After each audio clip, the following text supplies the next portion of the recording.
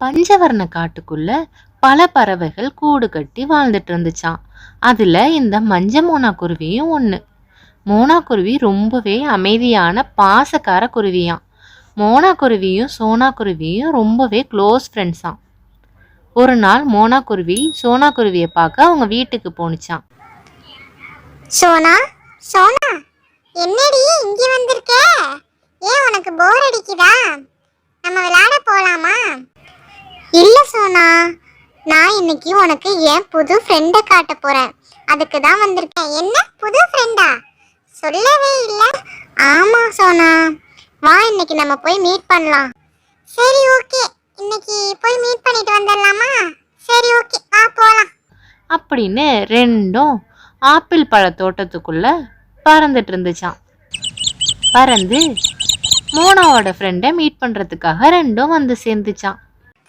என்ன மோனா, உன் ஃப்ரெண்ட காட்டுறேன்னு சொன்ன, உன் ஃப்ரெண்ட் இன்னும் வரலையா? அப்படின்னு சோனா குருவி கேட்டது. இரு இரு, ஏன் அவசரப்படுற? அவ சொன்ன டயத்துக்கு கரெக்டா வந்துருவா அப்படின்னு மோனா குருவி சொல்லிட்டு இருக்கும்போதே அதோட ஃப்ரெண்டு கழுகு அங்க வந்தது.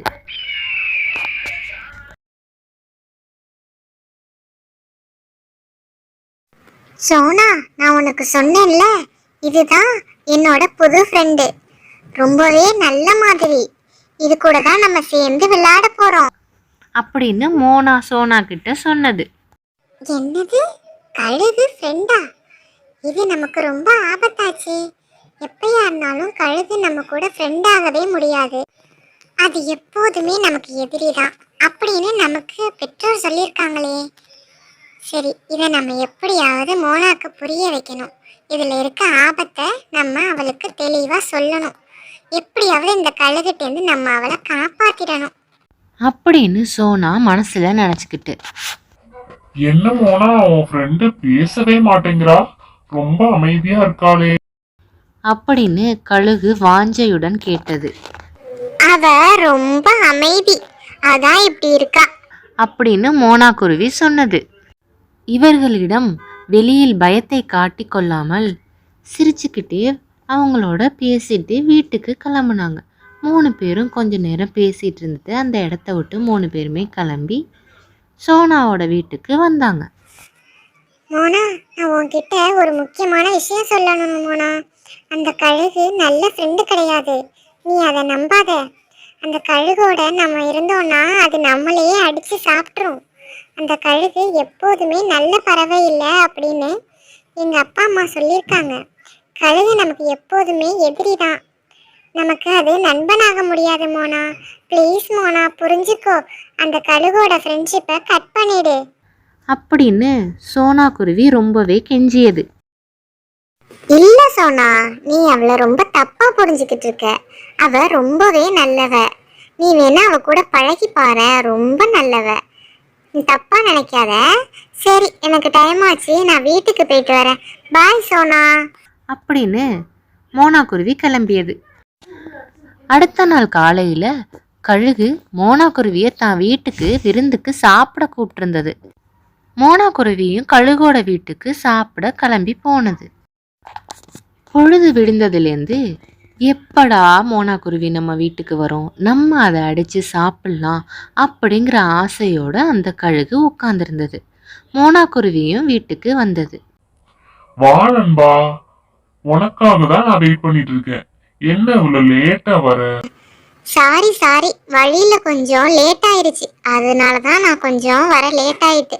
சரி வா, நம்ம போய் சாப்பிடலாமா அப்படின்னு மோனா குருவி கேட்டது. என்னது, சாப்பிடலாமாவா? நீ சாப்பிட போறது இல்ல, நான் தான் உன்ன சாப்பிட போறேன். இன்னைக்கு உனக்கு விருந்து கிடையாது, நீ தான் எனக்கு விருந்தாக போற அப்படின்னு கலகலவென சிரித்தது கழுகு. கழுகோட சிரிப்பு சத்தத்தை கேட்டு பயந்து போன மோனா குருவி, என்ன சொல்ற? நீ என் ஃப்ரெண்டு தானே, நான் உன்னை நம்பி தானே வந்தேன். நீ இப்படி செய்யலாமா?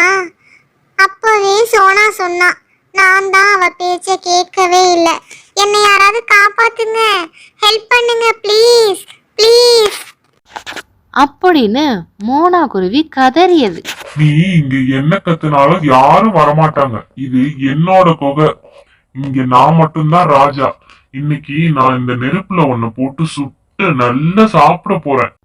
அப்படின்னு கழுகு சொன்னதை கேட்டு அதிர்ந்து போய் நின்னது மோனா குருவி. கழுகோட குகைக்கு பக்கத்திலேயே சோனா குருவி இரை தேடுவதற்காக வந்து சாப்பிட்டுக்கிட்டு இருந்தது. அதை சாப்பிட்டுக்கிட்டு இருக்கும்போதே அதோட ஃப்ரெண்டு மோனா குருவியோட குரல் அதுக்கு கேட்டது. என்ன, மோனாவோட குரல் மாதிரி இருக்கு?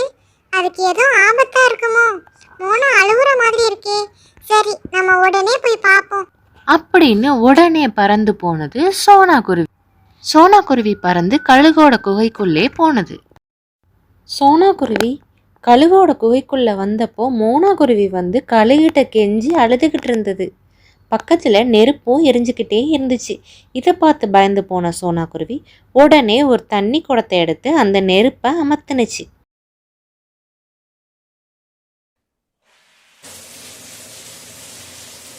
நெருப்பு அணைஞ்ச கோவத்துல கழுகு ரொம்பவே கத்தியது.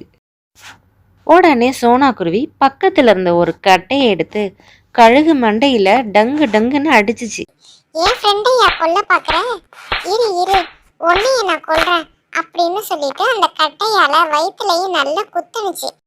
அந்த கட்டையாலேயே கழுகோட தலையில 2 அடி வேகமா அடிக்கவும் கழுகு வலி தாங்க முடியாம, என்னைய மன்னிச்சிருங்க. இனிமே நான் இந்த மாதிரி பண்ணவே மாட்டேன். ப்ளீஸ் என்னை அடிக்காதீங்க, என்னை அடிக்காதீங்க, ரொம்ப வலிக்குது, என்னைய மன்னிச்சிருங்க அப்படின்னு சோனா குருவி கிட்ட மன்னிப்பு கேட்டது. அதுக்கப்புறம் மன்னிச்சு, இனிமே இந்த மாதிரி யாருக்கும் நீ நடந்துக்க கூடாது, யார்கிட்டயும் நடந்துக்க கூடாது. நடந்துக்கிட்டீங்கன்னா இனிமே உனக்கு இந்த அடிதான் அப்படின்னு சோனா குருவி கழுகை எச்சரிச்சுட்டு அனுப்பிடுச்சு.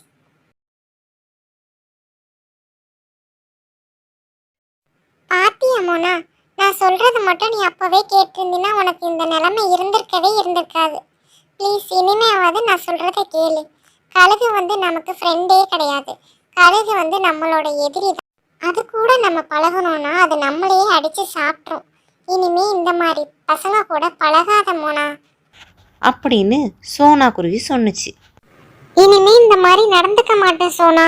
நல்ல நேரத்துல நீ வந்து என்னை காப்பாத்துன.